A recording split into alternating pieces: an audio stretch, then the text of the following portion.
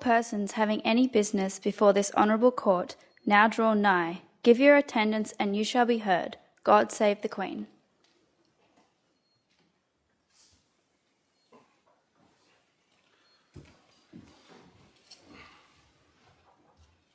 Admission of lawyers. Michelle Winifred Belinsky. I please the court, I move that Michelle Winifred Belinsky be admitted as a lawyer of this honourable court. That Michelle Winifred Belinsky be admitted as a lawyer of this court.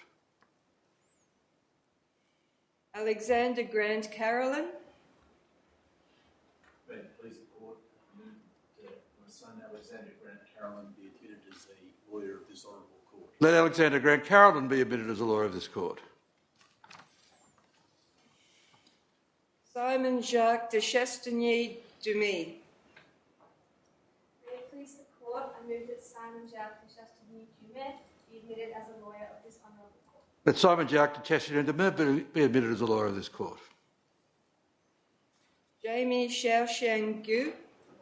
May I please the court, I move that my husband Jamie Xiaoxiang be admitted as a lawyer of this honourable court. Let Jamie Xiaoxiang Gu be admitted as a lawyer of this court. Jasmine Jevaherjian. May it please the court, I move that Jasmine Jevaherjian be admitted as a lawyer of this honourable court. Let Jasmine Jevaherjian be admitted as a lawyer of this court. Hong Jun Kim. May it please the court, I move that Hong Jun Kim be admitted as a lawyer of this honourable court. Let Hong Jun Kim be admitted as a lawyer of this court.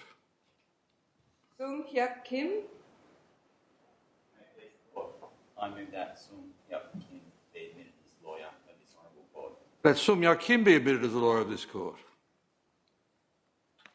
Alexander Oliver Kirkpatrick. May it please the court, I move that Alexander Oliver Kirkpatrick be admitted as a lawyer of this honourable court. Let Alexander Oliver Kirkpatrick be admitted as a lawyer of this court. Rachel Linda Martin. May it please the court, I move that Rachel Linda Martin be admitted a lawyer of this honourable court. Let Rachel Linda Martin be admitted as a lawyer of this court. Barbaros Ona. May it please the court, I move that Barbaros Ona be admitted as a lawyer of this honourable court. Let Barbara Osona be admitted as a lawyer of this court. Amy Shin Hua Ong.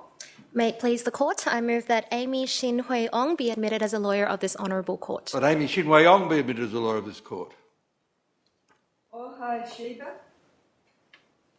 May it please the court, I move that my daughter Orhai Shiba to be admitted as a lawyer of this honourable court. Let Orhai Sheba be admitted as a lawyer of this court. Beatrix Mara Spargo. May it please the court, I move that Beatrix Mara Spargo be admitted as a lawyer of this honourable court. Let Beatrix Mara Spargo be admitted as a lawyer of this court. Farman Suleimanli. May it please the court, I move that Farman Suleimanli be admitted as a lawyer of this honourable court. Let Farman Suleimani be admitted as a lawyer of this court. Adnan Valoda. Please the court, I move that Adnan Valoda be admitted as a lawyer of this honourable court. Let Adnan Valoda be admitted as a lawyer of this court. Khan Yuxul. May it please the court, I move that Khan Yuxul be admitted as a lawyer of this honourable court. Let Khan Yuxul be admitted as a lawyer of this court. It will be necessary for the purpose of an oath or affirmation that all those being admitted today stand up but remain in their current places. Could all admittees please stand? Michelle Winifred Belinsky. Alexander Grant Carolyn. Simon Jacques de Chastigny Dumy. Jamie Xiaoxiang Gu. Jasmine Jevaherjian. Hong Jun Kim. Sung Hyuk Kim. Alexander Oliver Kirkpatrick. Rachel Linda Martin. Barbaros Ona. Amy Shin Hui Ong. Orhai Shiba. Beatrix Mara Spargo. Farman Suleimanli. Adnan Valoda. Khan Yuxul. Do you severally swear or declare and affirm that you will truly and honestly conduct yourselves in the practice of a lawyer of the Supreme Court of New South Wales, and that you will faithfully serve as such in the administration of the laws and usages of this state according to the best of your knowledge, skill and ability? Would you please say, "So help me God," or "I do"? I do. Would you please resume your seats?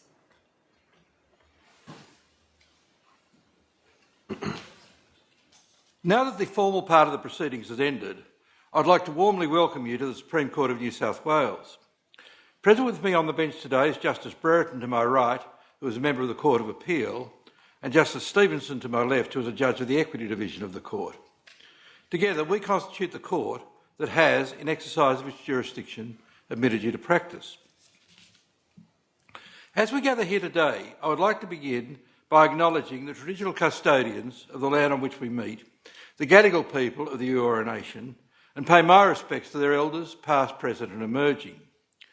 We recognise the long-standing and enduring customs and traditions of Australia's First Nations and acknowledge with deep regret the role our legal system has had in perpetrating many injustices against Aboriginal and Torres Strait Islander people. To all the new lawyers here today, welcome to the legal profession. Today is a day for celebration.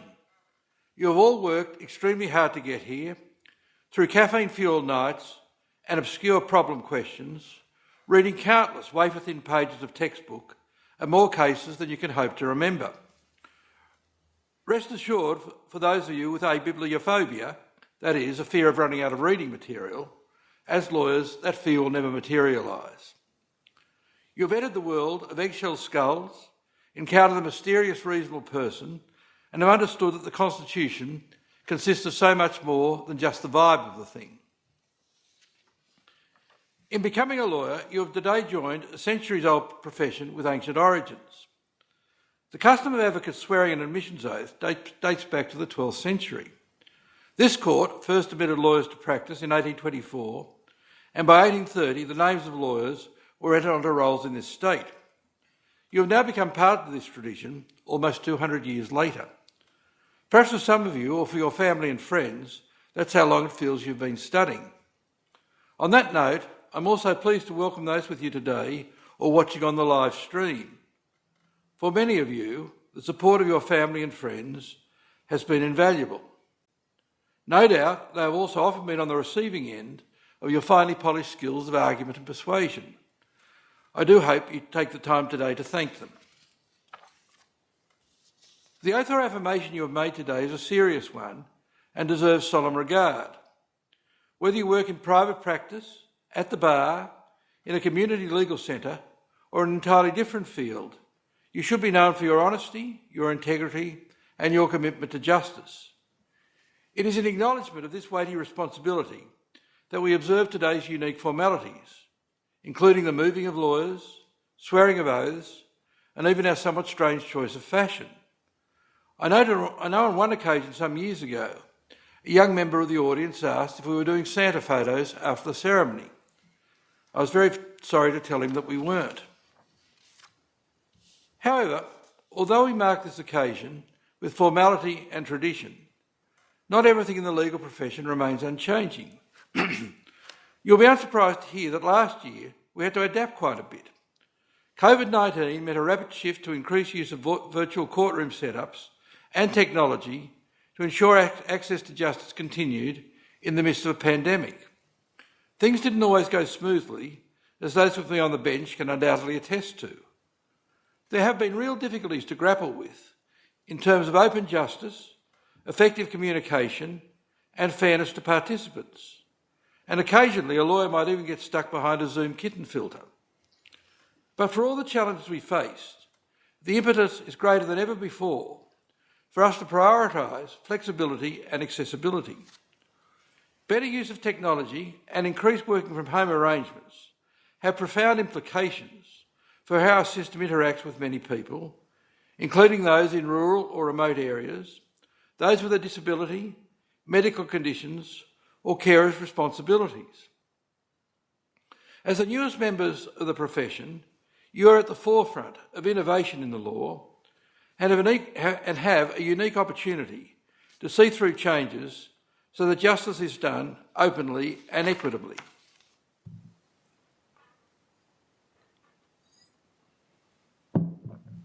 There are, of course, other changes that deserve attention. When we think of the diversity of the legal profession, we encounter the duality that we have come very far and that much still needs to be done. Though women were originally not permitted to practice, since 2018, women have made up more than half of all solicitors with a practising certificate in New South Wales and currently make up 63% of solicitors under the age of 30. Women occupy many of the most senior positions in the law, including, of course, the Chief Justice of Australia. However, women continue to face challenges of representation, including amongst judges of this court and, for example, amongst barristers in speaking roles before the High Court. It is heartening to see that the local court of New South Wales has almost achieved gender parity amongst magistrates, but we must not be complacent about these issues. There are other notable diversity concerns that we must face head-on. Aboriginal and Torres Strait Islander peoples and people from diverse cultural backgrounds continue to be alarmingly underrepresented in the legal profession, and particularly within the judiciary and the ranks of senior counsel. We must also be alert to barriers to the profession for people from less privileged backgrounds.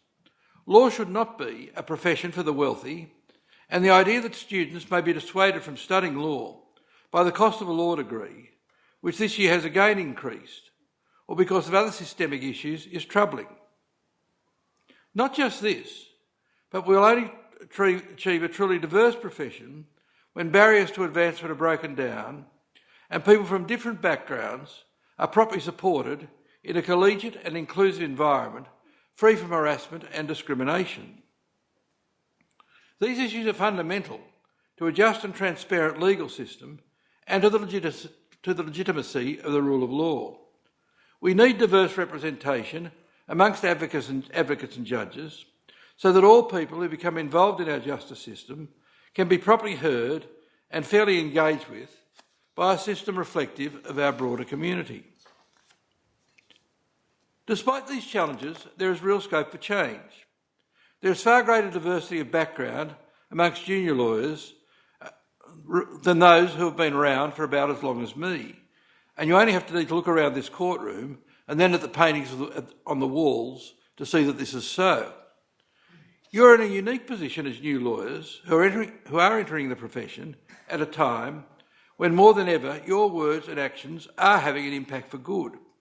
You're being heard and taken seriously when you agitate to correct injustices, whether it be speaking out about unsustainable working cultures, sexual harassment or bullying within the profession, unfair laws, or systemic failings affecting our society's most vulnerable. I urge you to continue to speak up for these things. They do matter. You are the future of the profession and will steer the direction it will take. As a lawyer, you will also need to make difficult ethical decisions at times. With regard to our personal characteristics, lawyers have been the butt of jokes for centuries. Some would say there are, of course, only a handful of lawyer jokes, the rest are true stories. But jokes aside, you must use the tools you have developed to think critically and not compromise on your fundamental duties to the court and the administration of justice and the other ethical duties you must uphold.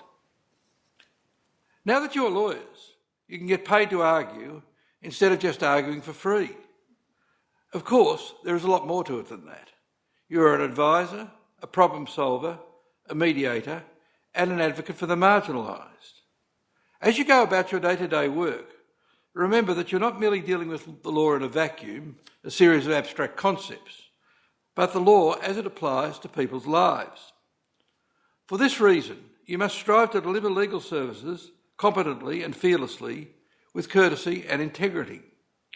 Justice Gageler, before he was a High Court judge, once said, "You must be prepared to give the same answer to the same question for the same reasons, no matter who asks the question or for what purpose or in what context the asking may occur." This is foundational to upholding the rule of law. For those of you who will practice law, the way you communicate information to others will have profound consequences for access to justice. One of your roles as a lawyer will be to make law accessible to others, sometimes by deciphering legal complexities, other times by deciphering poor legal drafting, and sometimes both. One thing you will regrettably strike throughout your career is legislation which seems carefully crafted with the object of ensuring that no one can understand it. Your task is not just to understand it, but to explain it clearly to those whose rights and interests are affected by it. As lawyers, we must not keep the law locked up as something knowable only to us. A client reading your advice should be empowered to understand your meaning, not mystified and confused. So be clear and concise in your writing and your speaking. Plain English is powerful. Consider, do I really need to say aforementioned or herewith? Must I sprinkle in that Latin phrase? Should I really use double negatives, tautologies and wordy clauses that take up a whole page? I would suggest the answer to these questions is usually no. The best advocates can make their points simply and succinctly. So I'm sorry to say that some of the most experienced lawyers and judges could use that reminder. Do not pick up bad habits from them. I also want to speak about failure. I would not be surprised if there were quite a few overachievers and perfectionists in the room today. Even so, at various points of your career, you will make mistakes, some minor, some more serious. When you do make mistakes, your commitment to honesty, integrity, and the administration of justice means that you must take responsibility, correct what you can, and learn from those errors. You must fail at times in order to grow. I myself have made many mistakes over the years, too many to remember. What is important is that you try not to make the same mistake twice. So even as Chief Justice, my decisions on occasions have been successfully appealed to the High Court. At that point, I'm obliged to grit my teeth and tell myself that the High Court is never wrong. But at times, even dissenting judgments of the High Court have later become the law. Finally, I want to emphasise that your mental health is extremely important. This may sound unexpected at this type of ceremony, but the law is not everything. There may be times when you feel overwhelmed, burnt out or distressed. If you do, you should not be afraid to seek professional help or take a step back when you need to. Also remember, the law is a collegiate profession, and in times of difficulty, the support of your peers will prove invaluable. I learnt this over many years. Although you might find it hard to believe, I was admitted quite a long time ago. I lost my first case, and I lost many more after that, probably more than I won if the truth be told. Throughout my 35 years in practice, however, I could always count on the other barristers in my chambers to share my disappointment at the unfairness of the verdict, the sly tactics of opposing counsel, and most often, I regret to say, the obtuseness of the judge or judges before whom I was appearing. I hasten to add, I don't include either of my fellow judges on the bench in that comment. On behalf of all the judges of the Supreme Court, and particularly those sitting with me today, I once again congratulate you on your admission and welcome you to the legal profession. The Court will now adjourn.